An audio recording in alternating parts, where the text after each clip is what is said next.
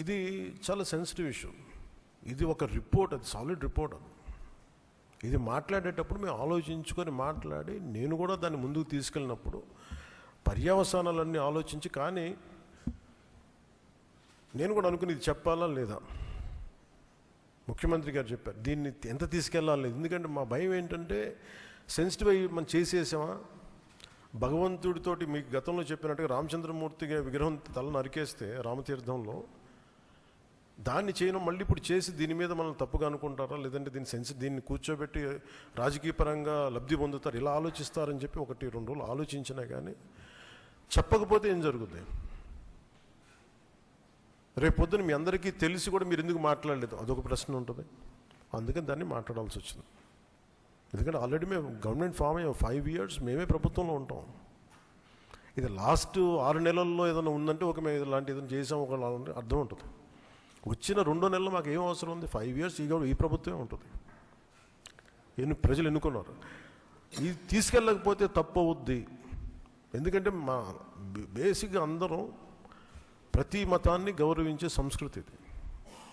ఈ దేశంలో హైందవ సంస్కృతి లేకపోతే మిగతా సంస్కృతులు లేవు. అలాంటి హైందవ సంస్కృతి మీద ఇంత అపవిత్రం జరిగినప్పుడు, వీళ్ళు రిపీటెడ్గా చేస్తున్నప్పుడు ఇది చెప్పాలా లేదా అని కూర్చొని చాలా తర్జనలు పడి, నాకు పర్సనల్గా గిల్ట్ ఉండి, అరే మనం ఇంత కళ్ళ ముందు ఇంత రిపోర్ట్ మాట్లాడకపోవటం అని చెప్పి చేసిన తర్వాత తద్వారా మీ అంశాలు తెలుసు. అది సుప్రీంకోర్టు దాకా వెళ్ళింది.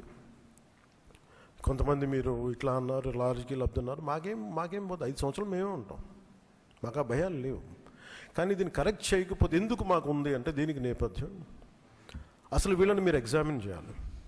ఈ సమావేశం ద్వారా ప్రజలందరూ కూడా మేము ఏం ఎగ్జామిన్ చేస్తున్నామంటే వీళ్ళు ఎలాంటి పరంపర నుంచి వచ్చారు, వారసత్వం ఏంటి వీళ్ళకి. వీళ్ళు భగవంతుడి మీద పగబట్టారు. వీళ్ళు ఏడుకొండల స్వామి మీద పగ ఉంది. అది ఈరోజు పగ కాదు, ఏం పగో నాకు అర్థం కాదు. అది 7 కొండలు అంటాం. 7 కొండలు ఎందుకు, నీకు 2 కొండలు చాలని. భగవంతుడి మీద పగ ఏంటి ఎవరికైనా? వ్యక్తిగతంగా వర్గాల మీద పగ ఉండొచ్చు, ప్రత్యర్థి మీద పగ ఉండొచ్చు, కానీ విచిత్రంగా వీళ్ళు భగవంతుడి మీద పగబట్టారు. మేము ఆ కోణంలోంచి నాకు అనిపించింది దీన్ని కరెక్ట్ చేయాలి, ఇది చెప్పాలి. ఇది నేను ఎందుకంటే నేను మాట్లాడేటప్పుడు మేము చాలా ఒళ్ళు దగ్గర పెట్టుకొని మాట్లాడతాం. ఎందుకంటే వీల్ ఫేస్ ద కాన్సిక్వెన్స్ మాకు తెలుసు. ఉదాహరణకి మీకు అయోధ్య రామ మందిరం నిర్మాణానికి ఈ దేశం ఎంత తల్లడిల్లిపోయింది, ఎంత కదిలింది, ఎన్ని గొడవలు జరిగినాయి. ఇలాంటి దీనికి కూడా వీళ్ళు పంపించిన దాదాపు 1,00,000 లడ్డూలు ఇవన్నీ కూర్చోబెట్టి ఇన్ఫర్మేషన్ తీసుకుంటామంటే, ఒకటి అసలు ఏం జరిగింది అన్నీ మొన్న వీళ్ళు చెప్పిన రిపోర్ట్లోనే దాంట్లో యానిమల్ కొవ్వు లేదంటున్నారు. సరే, ఫర్ ఎగ్జాంపుల్ నేను ఒక ఆర్గ్యుమెంట్ సేక్ అన్ని రిపోర్ట్స్లో కూడా ఎక్కడ కూడా ఈ నెయ్యిలో నెయ్యి లేదు. 59,70,000 పైచిలుకు కిలోలు 59,70,000 కిలోల నెయ్యి మీరు ఇది ఈ కల్తీ నెయ్యి అని కూడా దీన్ని కల్తీ వనస్పతి, కల్తీ పామాయిల్ అనాలి దీన్ని.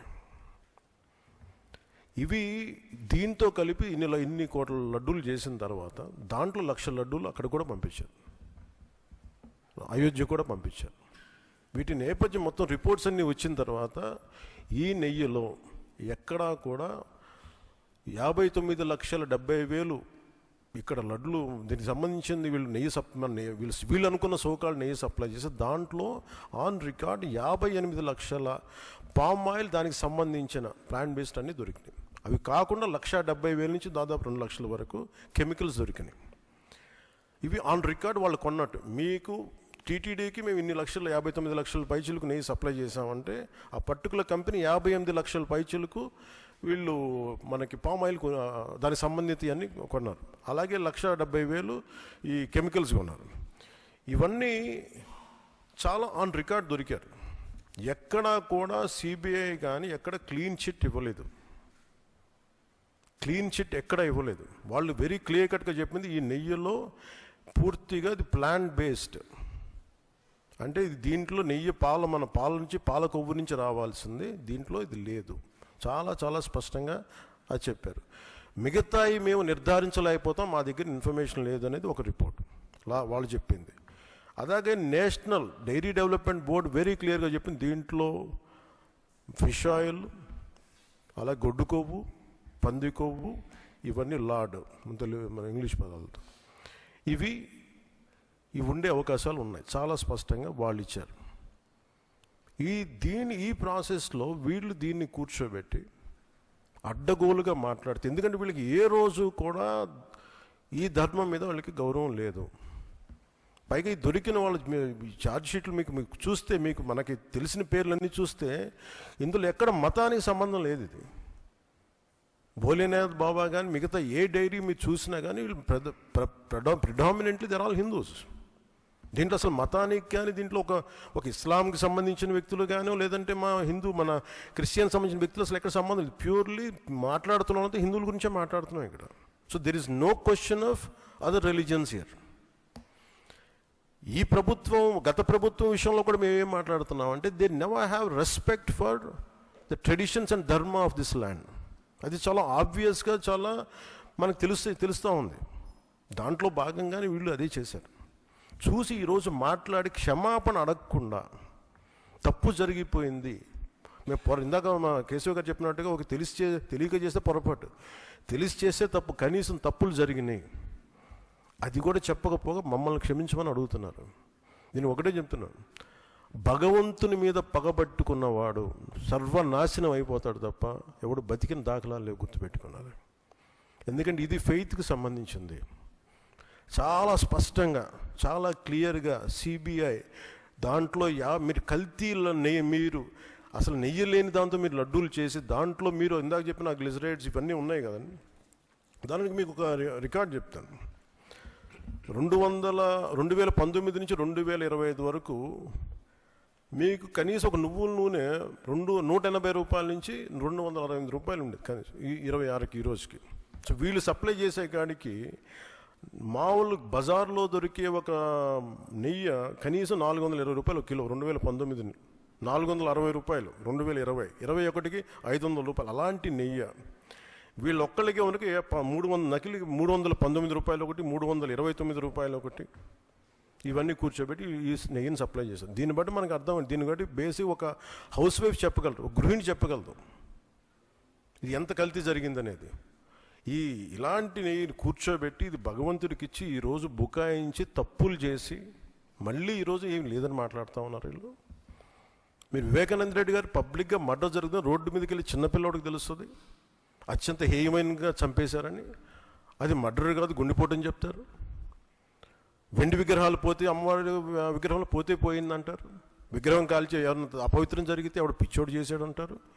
ఈరోజు కల్తీ జరిగిందని మాటలు అసలు కల్తీ లేదు, ఇది పూర్తిగా క్లీన్ చిట్ ఇచ్చిందంటారు. దీన్ని బట్టి మనం అందరం అర్థం చేసుకోవాల్సింది, ఇది వీళ్ళకి దీని మీద గౌరవం లేదు. వీళ్ళకి 7 కొండల వాడికి 2 కొండలు చాలు అన్న ఆలోచన విధానం నుంచి పుట్టిన వాళ్ళు ఈరోజు ఏ స్థాయికైనా దిగజారగలరో ఇది చాలా ప్రస్ఫుటంగా మనందరికీ తెలియజేస్తూ ఉంది. ఇది we are very very clear about protecting the traditional Hindu values, dharmic values. We are very clear about it. మేము చాలా చాలా స్పష్టంగా ఉన్నాం. మేము ఇక్కడ కల్తీ జరిగింది అంటే వేరే మతాలు అనటం కానీ, వేరే విశ్వాసాలను కించపరచడం కానీ ఎక్కడ లేదు. ఒక తప్పు జరిగింది, అడల్టరేషన్ జరిగింది. We are very clear about it. దీని వెనకడుగే వేసే లేవు, చాలా పొరపాట్లు జరిగినాయి. ఇది రిపీటెడ్ పొరపాట్లు కాస్త వీళ్ళని చూస్తే 2022లోనే వీళ్ళకి తెలియజేశారు. వీళ్ళకి ఇక్కడ కల్తీ జరిగింది 2022 రిపోర్ట్ ఇస్తే నేను క్యాబినెట్లో మాట్లాడుతూ ఉంటే దాన్ని తొక్కేశారు.